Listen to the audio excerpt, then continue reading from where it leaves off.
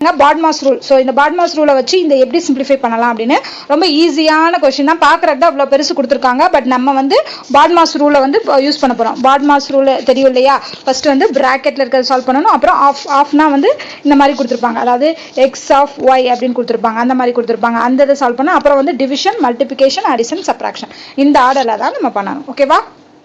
First என்ன சொல்லியிருக்காங்க? Bracket. இங்க பாத்தீங்கன்னா நிறைய பிராக்கெட் இருக்கு. ஃபர்ஸ்ட் ஒரு பெரிய பிராக்கெட் இருக்கு, அதுக்குள்ள ஒரு சின்ன பிராக்கெட் இருக்கு, அதுக்குள்ள ஒரு சின்ன பிராக்கெட் இருக்கு. அதே மாதிரி தான் இங்கேயும் பெரிய பிராக்கெட், அதுக்குள்ள ஒரு சின்ன பிராக்கெட். அப்ப என்ன பண்ணணும்னா ஃபர்ஸ்ட் உள்ள இருக்க பிராக்கெட்ஸ் எல்லாத்தையும் கிளியர் பண்ணிட்டு வந்தாதான் வெளியே இருக்க பிராக்கெட் நமக்கு கிளியர் ஆகும். ஸோ ஃபர்ஸ்ட் இந்த அதாவது ஃபர்ஸ்ட் இருக்க 4 அப்படியே வச்சுக்கோங்க. நான் இந்த டேர்மை மட்டும் கிளியர் பண்ண போறேன். ஓகேவா? ஸோ 5 - 2 எவ்வளோ? 3 கிடைக்கும். அப்ப இங்க என்ன கிடைச்சிரும்? இங்க என்ன கிடைச்சிரும்? இந்த பிராக்கெட்டுக்குள்ள என்ன கிடைச்சிரும்? 4 - 3 கிடைக்கும். ஓகே, அப்ப இந்த பிராக்கெட்டை நம்ம கிளியர் பண்ணியாச்சு. அப்ப அடுத்து இந்த பிராக்கெட்டை கிளியர் பண்ணணும். 4 - 3 வந்து 1. ஓகே, ஸோ அப்ப இந்த பிராக்கெட்டை அடிச்சுட்டு எனக்கு என்ன கிடைக்கும்? 1 கிடைக்கும்.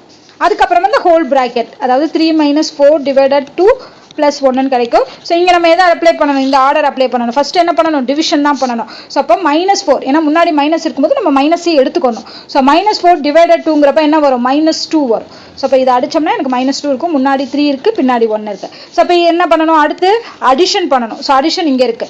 -2 + 1, அப்போ என்ன வரும்? -1 கிடைக்கும் எனக்கு. அப்புறம் 3 - 1 இருக்கும். ஸோ அப்போ 2. அப்போ இந்த பிராக்கெட் அடிச்சுட்டு நான் என்ன எழுதணும்? என்ன வந்து எழுதணும்னா 2 எழுதணும். ஓகே, ஸோ அப்போ இதுக்கு பதிலாக நான் என்ன பண்ண போறேன்? 2 எழுத போறேன். இதை ஃபுல்லாவே நான் சால்வ் பண்ணிட்டேன். அதே மாதிரி தான் இங்கேயும். இங்க பாருங்க, ஃபர்ஸ்ட் 4 - 2 வந்து 2 வரும்.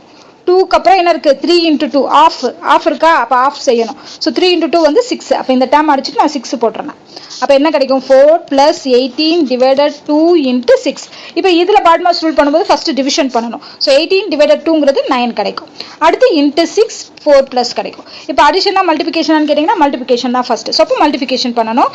9 × 6 = 54. அப்போ முன்னாடி என்ன இருக்கு? 4 இருக்கு. அப்போ 54 + 4 58. நம்ம சிம்பிளிஃபை பண்ணி நமக்கு என்ன கிடைச்சிருக்கு? இந்த டேர்முக்கு பதிலாக 58 கிடைச்சிருக்கு. ஸோ அப்போ மிச்சம் இருக்கிறது என்ன பாருங்க? 4 இருக்கு, அப்புறம் மைனஸ் இருக்கு. இந்த டேர்ம் பதிலாக நம்ம 2 கண்டுபிடிச்சிருக்கோம். அடுத்து இந்த டேர்முக்கு பதிலாக +58. ஓகே, ஸோ இது பண்ணியாச்சு. இப்போ நம்ம என்ன பண்ணணும்? அகைன் பாட்மாஸ் ரூல் யூஸ் பண்ணணும். ஸோ அதில் ஃபர்ஸ்ட் என்ன இருக்கு? அடிஷன் தான் இருக்கு. ஸோ அடிஷன் பண்ணும்போது முன்னாடி இருக்க 2வை வந்து அப்படியே எடுத்துக்க கூடாது. முன்னாடி மைனஸ் இருந்தா -2 தான் இருக்கணும். நிறைய பேர் இந்த இதை தான் தப்பு பண்ணிடுவாங்க. -2ன்னு எடுக்காம பண்ணீங்கன்னா 60 வரும். ஓகேவா? 60 வர்றப்போ இங்க வரப்போ என்ன வருது? -54 வருது. ஆன்சர் தப்பா வரும். ஸோ எங்கெங்கெல்லாம் மைனஸ் வருதோ, முன்னாடி மைனஸ் வந்தா அந்த டைம் நம்ம என்ன எடுத்துக்கணும்?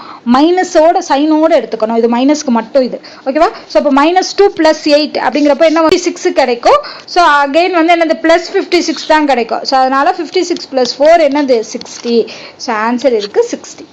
ஓகேவா?